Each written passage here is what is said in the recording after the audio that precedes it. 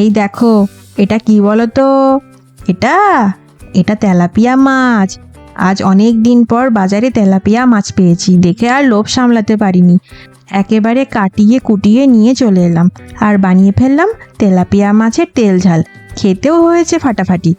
চলো তাহলে সবার প্রথমে মশলাটা করে নিই। একটা মিক্সিং জারে ডবল এক্সেল সাইজের আদা কুচি, 2টো কাঁচা লঙ্কা, হাফ টেবিল চামচ গোটা জিরে দিয়ে ভোঁ করে মিক্সিতে ঘুরিয়ে ফেলো। তেলাপিয়া মাছগুলো ভালোভাবে ধুয়ে 1 চা চামচ হলুদ গুঁড়ো আর নুন দিয়ে এরকম পকপক পকপক পকপক পকপক করে মেখে নাও।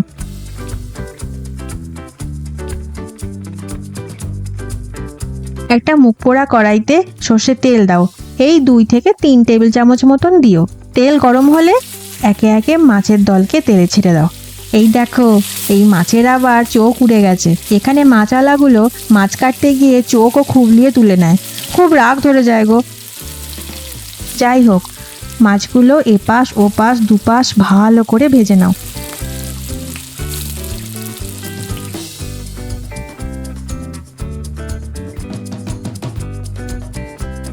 এবার ওই তেলেই 2টো উড়ন্ত তেজপাতা, 1 চা চামচ গোটা জিরে, 4টে থেকে 5টা থেঁতো করা রসুন আর একটা বড় সাইজের সুন্দরী পেঁয়াজ কুচি কুচি করে কেটে রাখো।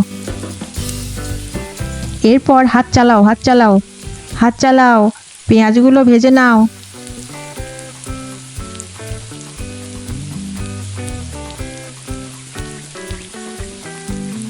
এই রকম তেল ছাড়তে শুরু করলে এর মধ্যে 1 চা চামচ নুন দাও। দাদুর লাল টমেটো কুচি একটা দিয়ে দাও, ভালো করে মিশিয়ে নাও।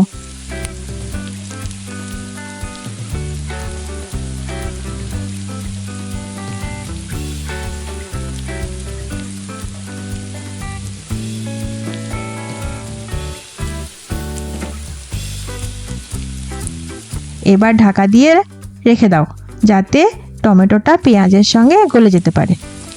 এই দেখো, টমেটো সুন্দরভাবে গলে গেছে আর এর সাথে সাথেই দিয়ে দাও পেস্ট করে রাখা মশলাটা। তারপর ভালো করে নাড়াচাড়া করে নাও।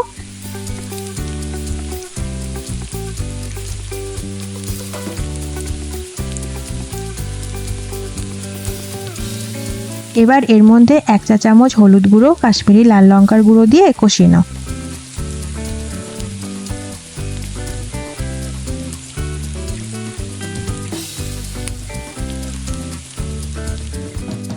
কষানো হয়ে গেলে দিয়ে দাও জল।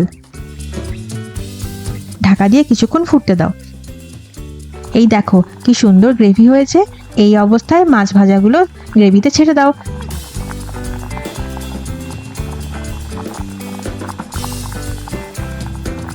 একটু খোঁচাখুচি মেরে মাছগুলোকে সেট করে নাও। ব্যাস, ঢাকা দিয়ে দিলেই রেডি। তেলাপিয়া মাছের তেল ঝাল খেতে হয়েছে হেভি টেস্টি। ও, জিভ দিয়ে জল বেরিয়ে গেল। তোমরাও কিন্তু বাড়িতে এটা অবশ্যই বানাবে আর আমাকে কমেন্ট করে জানাবে।